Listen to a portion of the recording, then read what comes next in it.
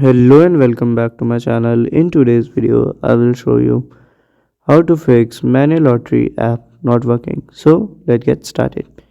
So at here you have to go to the app. Okay. So here we can see.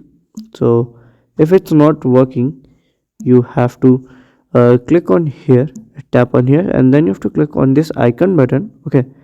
And you have to scroll down and go to the storage button, and you have to clear the cache memory first. So after clearing it, then you have to go back and reopen it. If it's work, then it's fine. If it does not works for you, you have to reinstall the app.